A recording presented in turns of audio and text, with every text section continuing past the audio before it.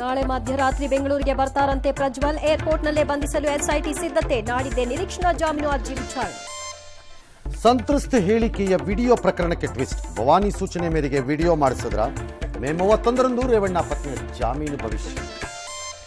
ರಾಹುಲ್ ಖಟಾಖಟ್ ಮಾತಿಗೆ ಜನ ಮರಳು. ಫಲಿತಾಂಶಕ್ಕೆ ಮುನ್ನವೇ ಖಾತೆ ಮಾಡಿಸಲು ಮುಗಿಬಿದ್ದ ಜನ. ಪರಿಸ್ಥಿತಿ ನಿಭಾಯಿಸಲು ಅಂಚೆ ಸಿಬ್ಬಂದಿ ಹರಸಾಹಸ. ವಾಲ್ಮೀಕಿ ನಿಗಮದಲ್ಲಿ 94 ಕೋಟಿ ರು ಗೋಲ್ಮಾಲ್. ಬ್ಯಾಂಕ್ ಅಧಿಕಾರಿಗಳ ವಿರುದ್ಧ ನಿಗಮದ ದೂರು. ಸರ್ಕಾರದಿಂದ ನಿಗಮದ ಎಂಡಿ ಲೆಕ್ಕಾಧಿಕಾರಿ ಸಸ್ಪೆಂಡ್. ಕಾಲೇಜ್ ಕ್ಯಾಂಪಸ್ಗೂ ಕಾಲಿಟ್ಟ ಧರ್ಮದಂಗಲ್. ಬೀದರ್ನ ಕಾಲೇಜ್ನಲ್ಲಿ ಕೋಮು ಘರ್ಷಣೆ.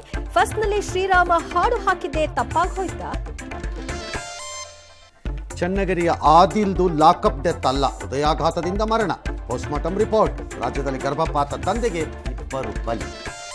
ಭಾರತದ ಮೇಲೆ ಚೀನಾ ದಾಳಿ ಬರೀ ಆರೋಪನ? ಮಣಿಶಂಕರ್ ಅಯ್ಯರ್ ಮಾತಿಗೆ ಬಿಜೆಪಿ ಗರಂ. ರಫಾ ಮೇಲಿನ ದಾಳಿ ಖಂಡಿಸಿ ಸೆಲೆಬ್ರಿಟಿಗಳ ಪೋಸ್ಟ್. ದೆಹಲಿಯಲ್ಲಿ ಅಬ್ಬಬ್ಬ 52 ಡಿಗ್ರಿ ತಾಪಮಾನ. ಜನ ತಾತ್ತರ. ಜೂನ್ 2ಕ್ಕೆ ಕೇಜ್ರಿವಾಲ್ ಜೈಲ್ ಸೇರೋದು ಫಿಕ್ಸ್. ಹಕಜಿಕಾಟದಲ್ಲಿ ಚೀನಾ ವಿರುದ್ಧ ಭಾರತಕ್ಕೆ ಗೆಲುವು.